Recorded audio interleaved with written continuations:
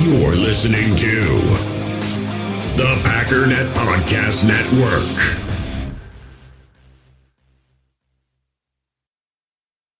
We all have smartphones, and we all know they're pretty amazing, but they also can be amazingly distracting, especially when we're around other people. So US Cellular wants us to reset our relationship with our phones by putting down our phones for $5.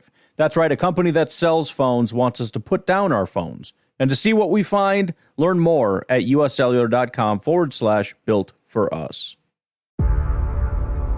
It's done. Connor McDavid! It's not real! The goal of the year, Panarin! part of the past. The celebrations, forgotten. The history, Vegas Golden Knights! history.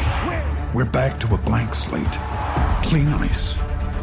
All that matters now is what happens next. The Stanley Cup Playoffs.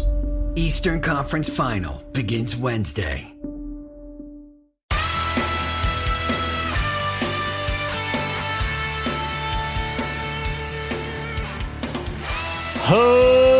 Ladies and gentlemen, welcome once again to the Packernet Podcast. I am your host and resident fanalist, as always, Ryan Schlipp. Check us out online, packernet.com. Find me on Twitter, pack_daddy.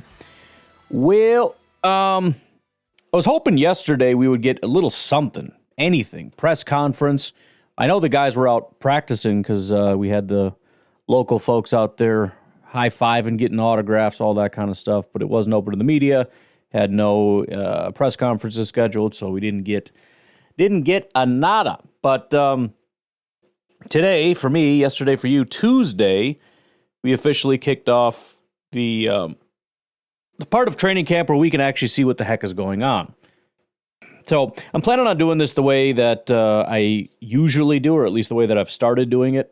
I used to take all the notes and organize them by position, and then it would get kind of confusing and blah, blah, blah.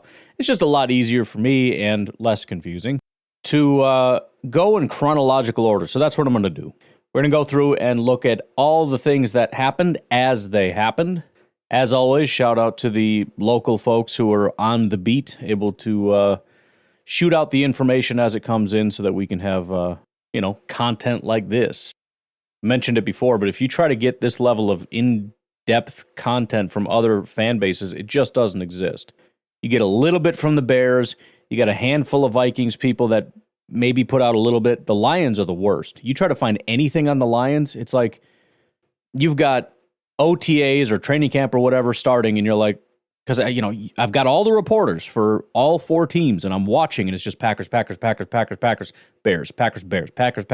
Vikings, Packers, and there's nothing from the Lions. And then all of a sudden, when it's done, you've got like Tim Twentyman or whatever his name is, who put out an article like, here's the 5 things that happened. Like, what? That's it? Bro, I'm getting play-by-plays of stuff that nobody should care about ever. I mean, the level of detail that we're getting, it's like, there's Sean Ryan. He's got to step out for a minute to tie his shoe, looks like. I don't think he's hurt. I think he's just tying his shoe. Yep, tying his shoe. We're good. Everything. So, shout out to the folks out there doing all the work. If you can call hanging out and watching football players in person work. I don't know. Sounds dope. But thank you either way. First of all, there are a couple funny little Jets things. Since we've been kind of talking about them a little bit, it's worth bringing up. Robert Saleh, before the press conference even started, made sure the media was aware that he would not be answering any questions about how they plan to replace Nathaniel Hackett. It's always a good sign when it's like, hey, before we get started, I just want you to know, don't talk about all the drama that happened in the offseason or is happening and all the rumors coming out, because I don't want to talk about it. All right? I'm not saying it didn't happen, but I want to talk about it. And then apparently they asked questions about it anyways. And when asked about Nathaniel Hackett, he said, last year was a tremendous learning experience for everybody. It's about building an offense that can weather the storm of injury. Last year we got caught behind the 8 ball. Yeah, that's not entirely the story. Your season was done when Rodgers went out. It wasn't about weathering anything. But not tanking your team by being idiots at every single possible turn would have also been part of hopefully a learning experience. After the practice, of course, Nathaniel Hackett was available, which I'm sure was just not something he was excited about, but they asked him about it, and he's like, yeah, we had a lot of changes, and we were talking to a lot of people, and that was That was his comment on it. Yeah, people talk to people. It's crazy. Crazy world. But anyways, all right. I will say the other thing that kind of popped up, and it's similar to maybe how I feel about things like the schedule release video or whatever, where maybe I'm just not seeing it from the right perspective, but I saw a picture of David Bakhtiari and a bunch of tweets that were like, I'm so happy for him, good for him, this is great news, I'm so excited. And I'm like, oh dang, he got a contract. Somebody paid him. That's crazy, good for him. And then I read it. This is from Ian Rappaport. It says, former Packers All-Pro left tackle David Bakhtiari, who is recovering from knee surgeries, had a positive follow-up exam with expert doctor Brian Cole, and Cole proclaimed him on schedule for a 2024 season return. Cole is a chairman of the orthopedics at Rush University Medical Center in Chicago and chairman of surgery at Oak Park Hospital. I'm sorry, guys. I don't see that as good news. We're still talking about the frickin' knee? Well, he said he'd be ready. Bro, we've been hearing that the whole time. He's going to be ready for week 1 for the last 3-4 years. This isn't good news. The fact that we're still talking about it, the fact that we're unsure about his knee when OTAs have already started and he doesn't have a team, no, that's not good news. We should be well past this. The knee should have been not even in question, but apparently it still is. I don't know. It's crazy. It's got to be very frustrating for David Bakhtiari.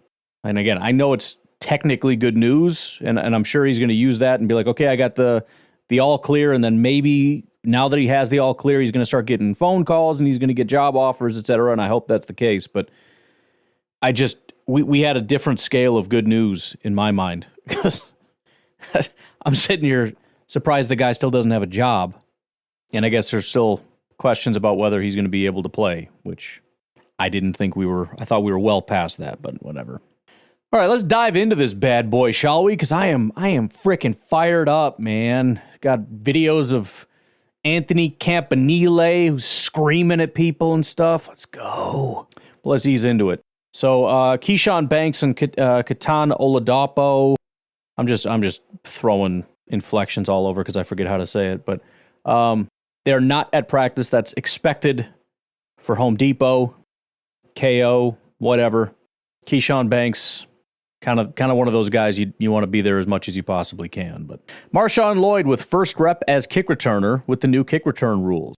Nixon, Reed, Dimitri Stanley, and Josh Jacobs also getting reps. Now, I've said this before, and everybody's kind of brushing it off, and maybe it's going to be that way, but I questioned it a long time ago. Is it possible that Keyshawn Nixon loses his job because this is a different style? This is a style that is more for running backs than wide receivers in the past. And everyone's like, oh no, this just makes it better for Keyshawn. Like, okay, maybe, but you're telling me that the first guy to get reps is Marshawn Lloyd? And Josh Jacobs, I know he's not going to end up winning the job overall because he's our RB1, so I would be stunned to see that unless Marshawn is such a freak that they're like, oh, you split time with him, I don't care. But I just, I'm just saying. I'm not dismissing it. Let's put it that way. Eric Stokes and Xavier McKinney on the outside on kick coverage unit. Wes Hodkowitz says, looks like rookie minicamp, the Packers' stretching period is longer and looks demonstrably different under Aaron Hill, going through a circuit of different exercises in position groups. It is funny, too. He took a little video of it, and if you look at it, they're doing some weird stuff. I mean, you're kind of used to just like the old school gym stretching warm-ups, You kind of like sit on the ground, touch your toes, touch your other toes. This is like you got a guy demonstrating how to do like these weird kind of things. I don't know. Well, we'll see. This is either going to be some next level genius stuff, or we're going to look back after all the massive amount of injuries that we have and just go, wow, glad they did all those stupid little hopping 45-minute stretching drills. That was great. Bill Huber adds, I don't see Rochelle or Kraft. Zach Tom, Keyshawn Banks, and Oladapo are on bikes. After last year's ACL, Tyler Davis is at least going through warm-ups. Paul Brettel notes that two players who look bigger after this offseason are Colby Wooden and Carrington Valentine. Ryan Wood says Kingsley Enagbare is participating on the field in OTAs, something nobody expected when Packers ended last season believing Enagbare tore his ACL and was headed to knee surgery. No surgery on the field for offseason work, a significant boost to their edge depth. And I guess the only two that are officially not at voluntary camp are Tucker Kraft and Robert Rochelle. At least that is my understanding as of right now. Tucker Kraft got married over the weekend, so he's understandably away. Rochelle, no idea. Could be something serious, though, so I'm not going to speculate and trash the guy, but let's just say there had better be a really good reason, because you can say voluntary all you want. You're a guy that is not going to make the team unless you do something magical, and not showing up when everybody else is there, not a good look. So I'm assuming something is going on. Whether that be a good thing or a bad thing, I don't know, but we'll probably find out. And scrap that. Tucker Kraft is here with his left arm in a sling. I'm just going to stop speculating because things change every 5 seconds. Kudos to Kraft, though. Dude got married and was like, all right, that was fun. I got to go. The heck did he do on his short honeymoon, though? I don't know. Maybe we'll find out. Right out of the gate, Ryan Wood posts a video. Xavier McKinney and Jair Alexander working on stripping ball carrier and DB drills together. They talked about it before. They talked about how it's not about just saying it. It's about drilling it. It's about being intentional and all that. So they got coaches running with footballs in both arms, and McKinney and Jair Alexander walk up and just start punching. You get what you practice. We've been saying that for years. Now, there's only so much time in a day, so you emphasize one thing, you have to de-emphasize another thing. But you can't expect to be a defense that takes the ball away if you don't specifically drill taking the ball away. But either way, it feels so good that the first snaps, the first reps that they get, we got Xavier McKinney and Jair Alexander next to each other, drilling at the same time as a coach runs through with a football, and both guys you just see taking punches. Who doesn't want to start off training camp punching people? Jair did seem a little hesitant that he didn't want to punch his coach in the gut, because the coach was like doing like jukes and everything. You don't want to swing and miss. And then here's the video that I was talking about before. Here is the voice of your linebackers coach teaching guys how to just do some pretty simple stuff.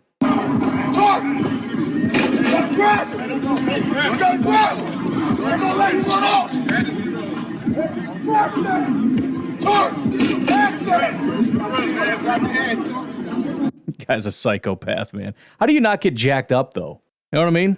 These guys are going out first day of OTAs. It feels like they're out preparing for war, you know? I know there's always all this talk. There's always talk about like, oh, this is going to be better and that's going to be better.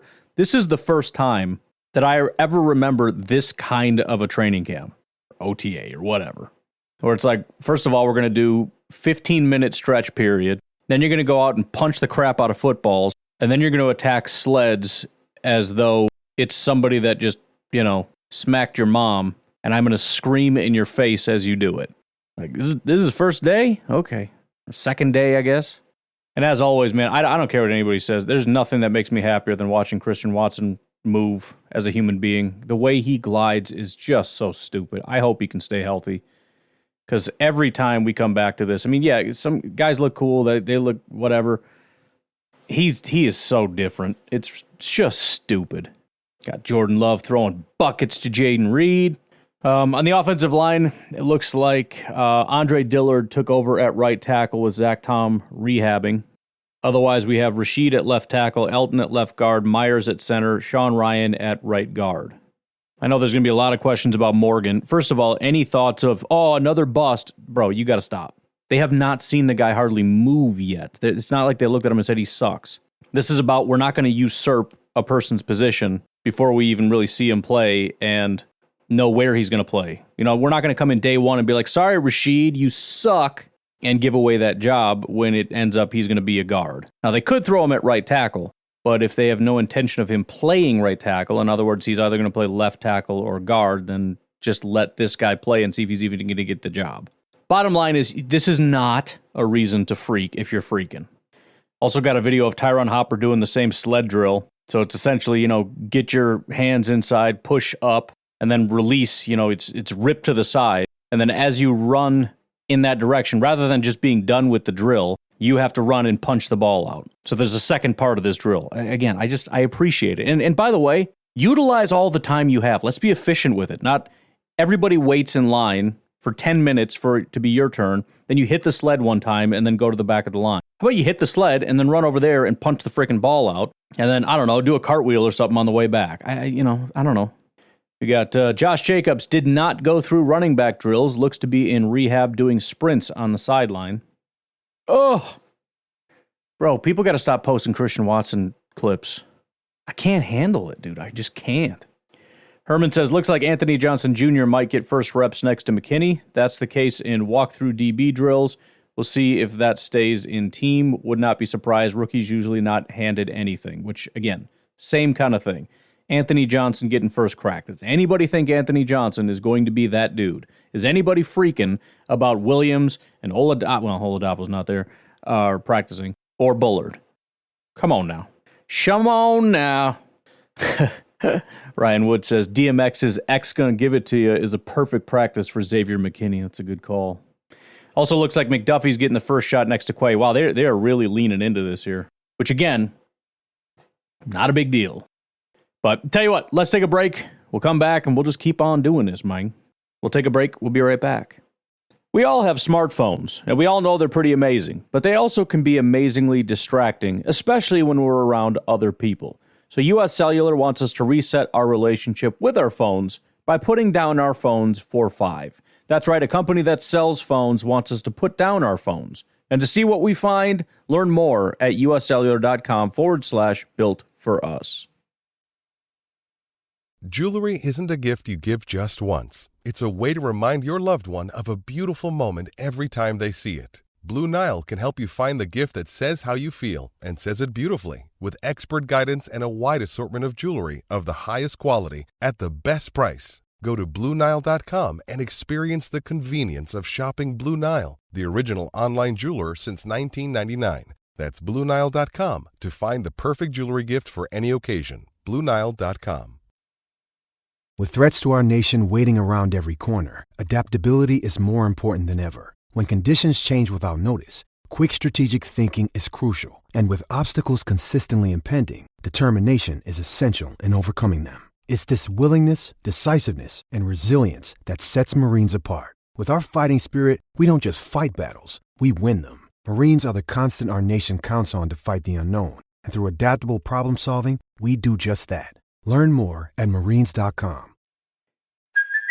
Hey, it's Kaylee Cuoco for Priceline. Ready to go to your happy place for a happy price? Well, why didn't you say so? Just download the Priceline app right now and save up to 60% on hotels. So whether it's Cousin Kevin's Kazoo Concert in Kansas City, go Kevin, or Becky's Bachelorette Bash in Bermuda, you never have to miss a trip ever again. So download the Priceline app today. Your savings are waiting.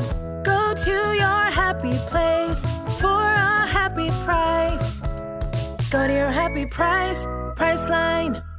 Jaden Reed, first up as a punt returner. Nixon and Dobbs also set to get looks. Malik Heath and Zane Anderson are your opening gunners. Xavier McKinney getting a look as personal protector on punt team. Interesting. The only player out here without any competition, Daniel Whelan, out there knocking some punts. Great hang time. And here we go, 7-on-7 starting up. Stokes, the corner opposite Jair. McDuffie next to Quay. And AJJ next to McKinney. First play is a rocket from Love to Reed, who makes a great move after the catch. Next update, Bill Huber. Love is 6 of 6 so far, so MVP is right on schedule. Good Lord. Andy Herman adds, the offense looks unstoppable in 7-on-7s today and day 1 of OTAs. What I'm trying to say is bet everything you own on Green Bay. 11-on-11s, defense up front. You got Preston Smith, then Clark, then Slayton, then Gary. At linebacker, you got McDuffie and then Quay. And then you got Stokes, Keyshawn, and Jair at corner, McKinney and AJJ. Offensive line is Walker, Elton Jenkins, Josh Myers, Sean Ryan, and Andre Dillard. Enigbare participating in absolutely everything. He's participating in jog through 11-on-11s. First crack at Jordan Morgan did come at right tackle against Andre in place of Andre Dillard. Walker is staying at left tackle this period. Says very early in the offseason, but it's a testament to Morgan's versatility, which is definitely the case. Also, little other team update. Michael Mayer and Dylan Laube making a lot of plays for the Raiders on day 2 of OTAs. Bunch of jerks. Edgerrin Cooper now rotating in with the ones on defense, currently next to McDuffie. Okay. Elton Jenkins getting a look at center. Jordan Morgan back to left tackle. Some real best 5 stuff going on right now. Yeah, it's gonna get interesting, that's for sure. Really nice rep by Wyatt on a run play. Was in the backfield very quick, which is what you're looking for. Wes Hodkowitz says, Watson may have had the catch of practice so far, plucked ball over his head down the seam in 7-on-7. Jordan Love with a 60-yard bomb touchdown to Samori Toure down the left sideline during 7-on-7's perfect throw with Zion Gilbert in coverage. Oh, that guy needs to pick it up. Counting on him. Apparently there's another big deep shot to Bo Melton down the sideline. Somebody else threw it. I'm not exactly sure who, but apparently he could not hold on. Number 2 offensive line, Caleb Jones, Donovan Jennings, Jacob Monk at center, Kadeem Telford, and then Luke Tenuta. Herman says that is a huge line, save for Monk. Telford at right guard is unique. And then for the wrap-up of practice, Matt Schneidman adds a bunch of notes that we knew and then one we did not. Obviously highlighting Kingsley and how great it is to see him out there doing stuff. Josh Jacobs started, but didn't do the team drills. And then Alex Magoo left early with a hamstring injury, which sucks for a bunch of reasons. Number one, Magoo, he's doing the whole position switch thing. And you know my thoughts on position switch. It's, we want to cut you, but let's just put you over here for 5 seconds, see if it works. But you're just about to get cut. So pulling a hammy, yeah. Secondly, good thing you did all that jumping around stuff, right, guys? Already got a hamstring injury. A couple other lagging notes here. Rookie running back Marshawn Lloyd flashes his hand, snagged a rocket in the left flat from Jordan Love against tight coverage versus fellow rookie Edgerrin Cooper. Love let that pass fly, but Lloyd made the catch look easy. I love that. And hey, it was against Cooper, which is supposed to be bad. Sounds like it was tight coverage, so I'm just saying. Herman says, don't just pencil in Xavier McKinney as a pure post safety. He played a lot in the box today with AJJ as the post. All that will continue to evolve through the offseason, but was interesting today. And you shouldn't expect anybody to always do everything. They've been very open about that since day one, the fact that you cannot just have guys as your free safety, strong safety. You got to have guys that can do both. And they've talked about Xavier McKinney and what gets them excited about him and the fact that he can do everything. So that is to be expected. Getting to the press conferences, the post-practice chat from the coach. He was asked what his message for this part of the offseason is. He says, compete and bring great energy each day. I feel like there's a lot of good juice out there right now, which is always good. I feel like most of the time we hear about good energy and all that kind of stuff, but I know there have been periods of time, maybe this is going back to Mike McCarthy, I don't know, where basically it was just like, this is BS and we got to be better than this. I'm pretty sure we've heard it from Matt on occasion. So it's not just complete nonsense and they're going to say it every single time. If it's not good, they're going to say it's not good. Matt LaFleur also added, it's early, but I'm really excited about this group. On Kingsley and Igbare, he says he's full go. He's doing a great job out there. He never had surgery, didn't tear it. We dodged a bullet there. LaFleur on Christian Watson says it's fun to see how much further ahead he is mentally as a player going into year 3 and the rapport he has built with Jordan Love. Please be healthy. Please, Christian, please. Please. Oh. Talking about Watson and Eric Stokes, says both he and Stokes look like the best shapes I've ever seen them in. On the offseason attendance, he says, we've had almost 100% this entire offseason, which is the best we've had it in my time here.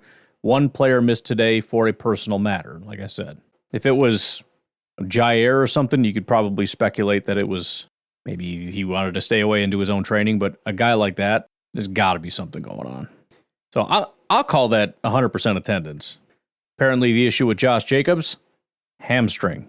So I mean, we'll see how it goes, but, we've been working these hammies and all the stretching and stuff for a while. We got 2 guys going down in 2 days, and I don't know about what happened yesterday, but in 1 day today, we got 2 guys go down with a hamstring injury, so great. Matt LaFleur says Tucker Kraft is going to be out until training camp or early into training camp. Matt LaFleur says that the entire team, quote, respects the hell, unquote, out of Jordan Love. He senses a big difference in QB1 from last year. He says, quote, I just think you feel the confidence from him, the way he projects himself in front of the team. That's what you expect. Zach Tom and Tucker Kraft both dealing with pec injuries. Tom is expected to be back in time for training camp. LaFleur also mentioned that Colby Wooden put on a few pounds, and that'll serve him well with what they're going to ask him to do. Love it. Matt LaFleur said there will be joint practices at Denver and home against Baltimore. I love that. I love that they do that. Matt LaFleur was asked about not being a fan of 7-on-7 drills. He says, I'm not. I want to make that clear right now. I'm not a fan of that. Why is he doing 7-on-7 then? An emphasis on proper footwork in progressions. All right, fair enough. I guess with these joint practices, they're just doing one practice each. I said day 2 usually turns into an MMA match, which is what happened with the Patriots. So they're just going to try to keep the tempers low, which makes sense, right? You're stewing about all the crap from yesterday, all the trash talk. It's like, I'm going to freaking go out there and and you start talking to your teammates about we're not going to let them da-da-da-da-da. So you do one day and you call it. I think that makes sense. Matt LaFleur on Xavier McKinney just says he's a dude. We're fortunate to have him here. Aaron Rodgers making some comments over at the Jets press conference. He says Tyron Smith is chiseled in the midsection, unlike David Bakhtiari. Oh, that's funny. But that's about it from Matt LaFleur. All right, so what are the overall takeaways of OTAs? I mean, look, you can't have overall takeaways, aside from, for example, injuries. As far as things that are definitive, he is definitely injured. But allowing ourselves to kind of just let go of the caveats of it's OTAs, it's shorts, it's half speed, it's 7-on-7, blah, blah, blah, blah, blah, blah, blah. Observations, I loved everything about the offense. Again, despite the fact that it doesn't really translate as much, the one thing, I guess, it's not so much a positive thing as it is not a negative thing.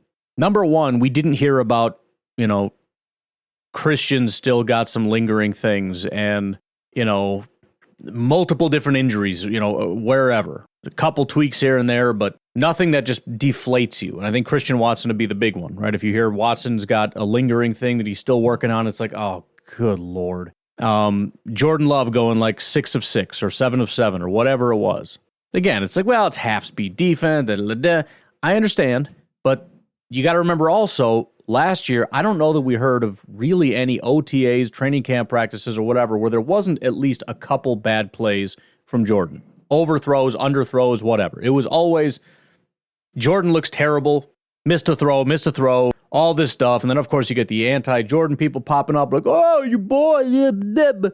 And then the second half, Jordan tears it up, and then you're kind of conflicted on whether or not to be excited or whether to be concerned. You don't really know how to feel. And Jordan continued that all the way until, again, like week 9-ish when he kind of took off, where it was like, dude, this guy's trash. And then the second half, it's like, this might be the greatest quarterback in the history of the world.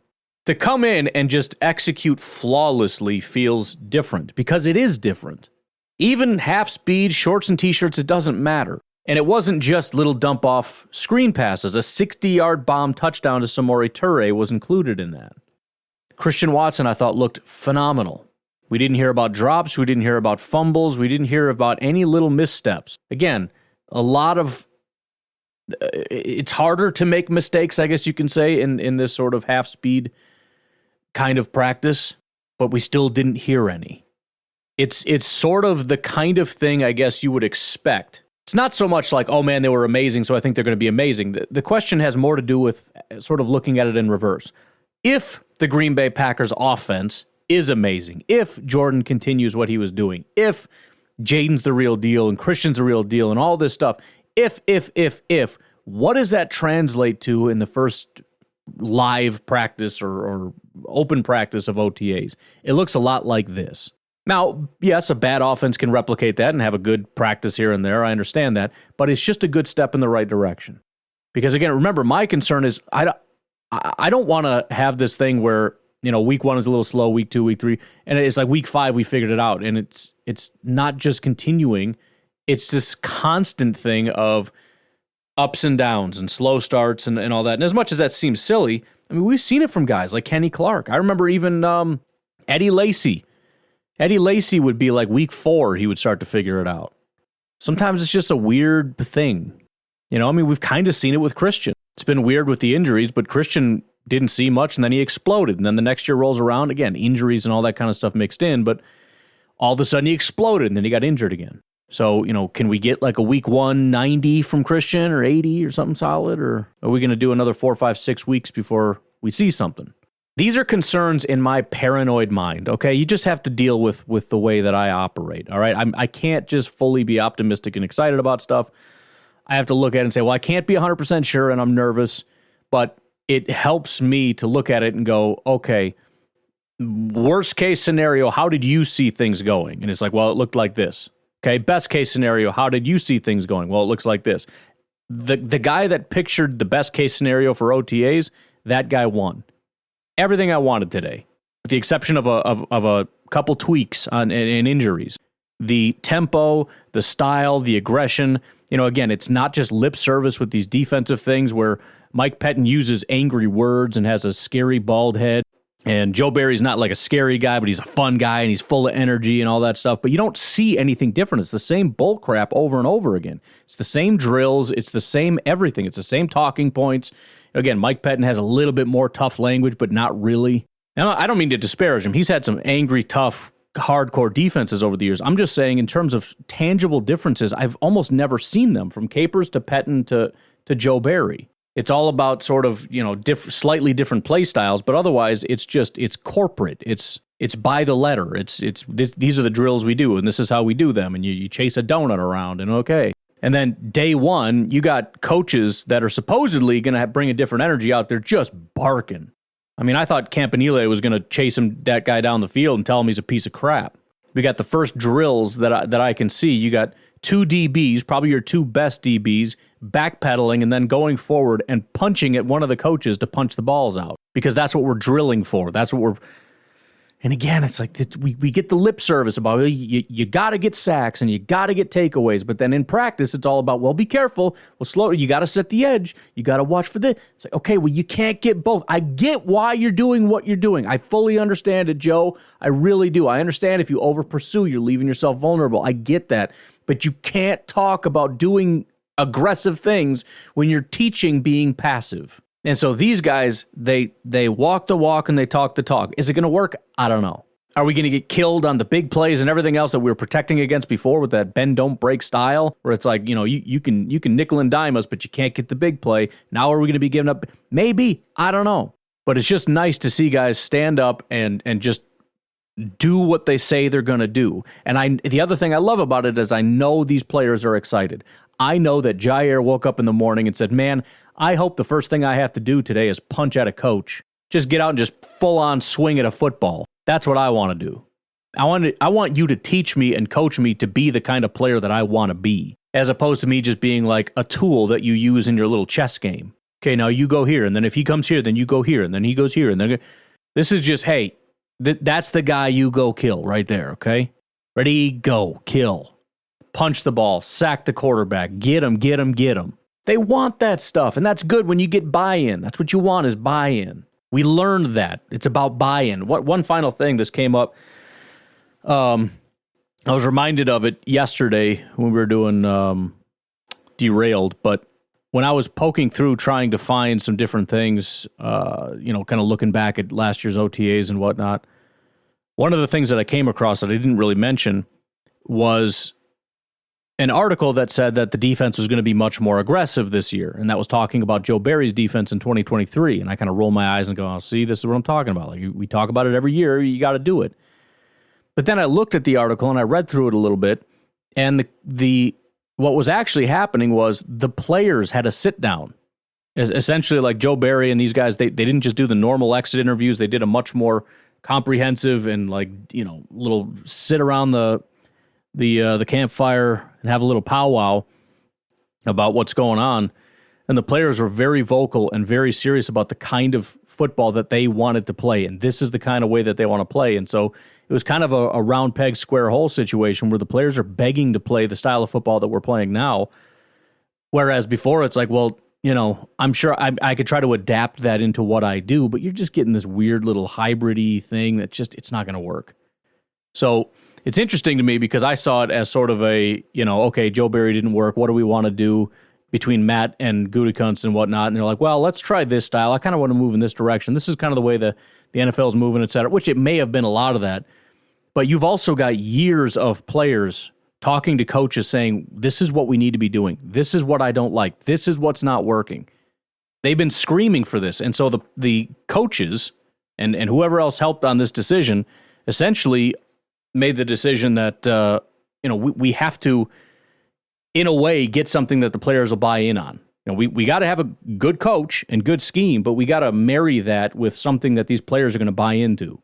And I think they did a pretty bang-up job of finding that little intersection there. All right, let's take a final break. Come back, and who knows? We'll do something else. Be right back. Have you ever experienced turbulence on a flight and wondered why? And you can see all the terrain around you. You've got no issue with visibility or anything? No, everything's PG. Maybe you've sat on the tarmac for hours wondering why your plane isn't moving. Well, we're outside here. They're saying the ramp is closed. They won't let us park because of Air Force One. Listen in on the conversations between pilots and air traffic controllers on the Air Traffic Out of Control podcast. 510 declaring an emergency. There's smoke in the cabin. I need to make a landing right now on 31 left. We have the most interesting, wild, and funny ATC recordings you will ever hear. Check out Air Traffic Out of Control wherever you listen to your favorite podcasts.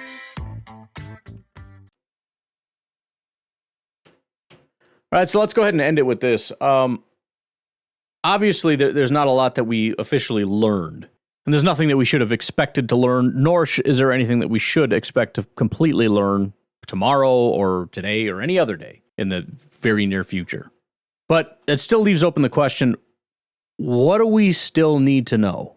What are those things that I'm still curious about, whether it be something to watch for today or tomorrow, or whether it be something that I'm curious about how it actually shakes out week one? So let's go kind of position by position here. With wide receiver, now I would expect day one. I didn't hear anything today as far as how it started. Talked about all the other positions, but not necessarily offense. I would assume that we're still doing the Watson, Dobbs, Jaden Reed thing. My question is there going to be a point in time when Dontavian Wicks moves into that Romeo Dobbs slot? How soon are we going to start to see Wicks? Because we're going to see everybody. We're going to see Heath and Melton and a bunch of guys taking snaps with the ones. I mean, they really shuffle this thing real hard. They want to get mix and match everything. So it's going to happen. But, I'm just curious. Is it going to be, right away we're going to see Wicks getting some snaps? Is it going to be, Heath first, then Wicks? So you can't really see any distinction there in terms of, Wicks must be real close in line. And then as this thing progresses, I want to keep an eye out for indications that maybe it's turning. Maybe it's Wicks now starting the day with the ones, and it's been 2 out of the last 3 days, and it's been Wicks. And you know what I mean? I don't know that it's ever going to happen, but I think it's worth considering how consistently awesome Dontavian Wicks has been, and the fact that his skill set is just unbelievable. I mean, he is Romeo Dobbs, but in my opinion, just better slightly in every single category. Everything that you want, from the route running to the hands to the size to the after the catch, all that. Again, I don't mean to disparage Romeo. I think he is one of the harder working guys. I think he's got great effort. He wants it about as bad as anybody else. But that's an area that I don't even want to say I want to get clarity on, but a little bit. I want to know how things stand, I guess, like right now, and then monitor it as we go along. Offensive line, I don't think we got a ton of answers here. You could say, well, it looks like Andre Dillard is RT2. Well, not necessarily, because I think with Zach Tom being out and wanting to keep Rasheed Walker at left tackle to start things, it kind of puts you in a position where, what are we going to do? So you throw it to Andre Dillard. He's the veteran. You let him take right tackle snaps. Then we shuffled in Jordan Morgan. We could try to really figure this out on a deep level, but the amount of rotating that it seems like they're going to do and have been doing, and then you, again, bring back Zach Tom, what does that do? This is going to be a situation where you're going to probably see Jordan Morgan and Rasheed Walker and Andre Dillard all getting first-team left tackle snaps, just because. Right tackle, you'll see a little bit of everything. You'll probably see Rasheed over on the right side at times when Jordan is at left tackle, to see if that could be a thing. I know they're all in on Zach Tom, but again, they're going to be shuffling everything all the time. And although I'm pretty sure they're settled at right tackle, they're going to be messing with it. Elton Jenkins at center, I don't know. We'll see. It'll be interesting. And I wonder, will we see an offensive line that is Jordan Morgan at right tackle or left tackle, Rasheed at right tackle, Zach Tom at center, and I don't know, Elton Jenkins and Sean Ryan, or Elton Jenkins and Josh Myers, or I don't know. But I guess I'm mostly just interested in what does it look like when Zach Tom comes back, because that's going to be the most important thing. We can try to keep an eye on, for example, the right guard situation has Sean Ryan there. I don't think Zach Tom coming back really changes that a ton. You could say, well, maybe Jordan Morgan, but Jordan Morgan was the backup. He could have been out there with the ones at right guard, but he wasn't. So we'll keep an eye on it. We'll see how long it takes for Jordan Morgan, for example, to play on the interior and where they put him and how that looks, just to kind of further go along. But it looks like the interior is more or less just what it is with Myers and Elton and Sean Ryan for now. And then it's just a question of what's going on at left tackle. Tight end, I've got really no questions. Running back, I don't have a ton of questions, especially with the injuries. We'll see what happens when Josh Jacobs comes back. Obviously, the question is going to be A.J. Dillon versus Marshawn Lloyd. Maybe there's a question of Marshawn Lloyd versus Josh Jacobs, but just kind of seeing how that gets shuffled will be kind of interesting. But for the most part, not a lot of questions there. And then quarterback, it just comes down to Michael Pratt versus Sean Clifford. I saw a couple passes from Pratt, which was cool. I like Clifford. But the fact that I was kind of in on Pratt relatively, I mean, not assuming we'd get him. I thought Pratt would be maybe a second-round pick. The fact that he's here and he's a seventh-round pick, I kind of got my eye on him a little bit extra. Although I did like Sean Clifford. He was fun, man. He little mini Brett Favre running around. On the defensive side, primarily I'm interested on the interior. We heard about Kenny Clark and Slayton being the first ones out there, and this is going to be a rotational thing. We'll see kind of who goes where when, but it was interesting that was kind of the first iteration, because my question was going to be more or less, are we going to see sort of a Kenny Slayton thing where Slayton is your run defending tackle and Kenny is kind of the get upfield pass rushy guy? Or were they going to stick Kenny at the nose tackle spot and Wyatt as more of your get up the field pass rushy guy, your three tech? And again, I'm sure we'll see both. You know, obviously in more passing situations, you'd rather have Kenny and Wyatt. In more rushing situations, you'd rather have Slayton and Kenny. But you're still always kind of interested in the ranking of things, and it's having Kenny and Slayton out there to start things, I thought was pretty interesting. Preston and Rashawn obviously are going to be starting at the edges. I'm guessing Luke Van Ness would be after that, but I don't know. Kingsley Enagbare is the big question mark for me. I mean, we know his role. It's just a question of, who knows? Maybe he thrives in this kind of a thing. Maybe he even takes a step and gets better, which would be fantastic. But he's just sort of the one guy I look at and go, I don't know, man. I wonder about him with his hand in the dirt. I don't know if he's maybe one of the fewer guys that's better as a stand-up outside linebacker. Off-ball linebackers, it's really just a question of, because now we're kind of in a stupid phase where Quay and McDuffie are the top guys. We know Edgerrin's going to slot in there. The larger question, and I didn't really hear anybody touch on it, maybe we spent most of the time in nickel, but where guys are lining up at linebacker, where's Quay? Is he strong side, Mike? I'm guessing he would start at Mike, because if they're doing the whole veterans get the prestigious jobs thing, and it sounds like Edgerrin Cooper was carrying a running back out of the backfield.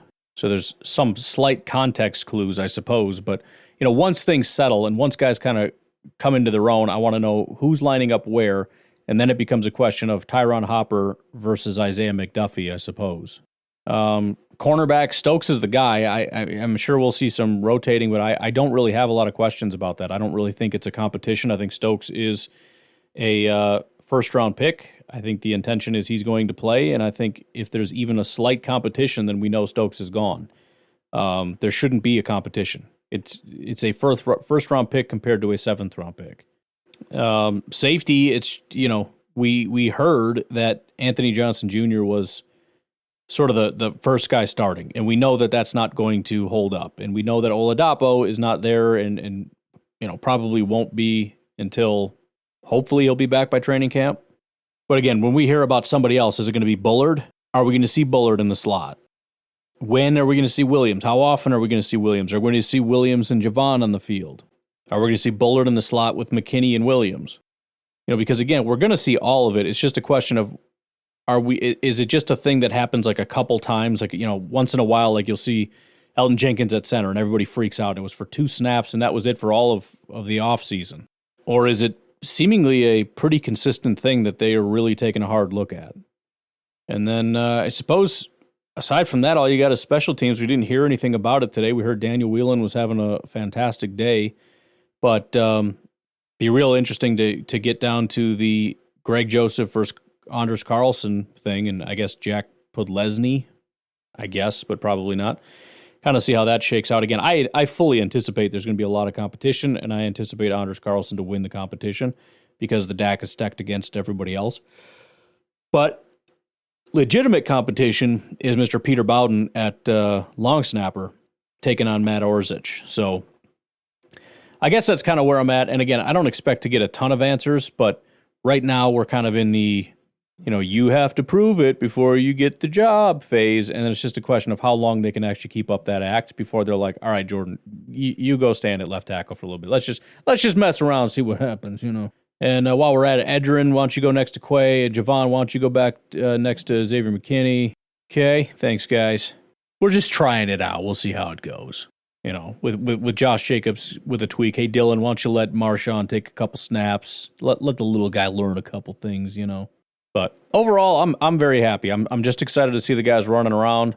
It's fun to have football back, even in a stupid capacity. I enjoy watching even other teams and the stuff that they got going on, and try to keep that somewhat to a minimum unless there's something massively interesting about an NFC North rival or, of course, the Jets, because it's just a fun storyline to follow at this point.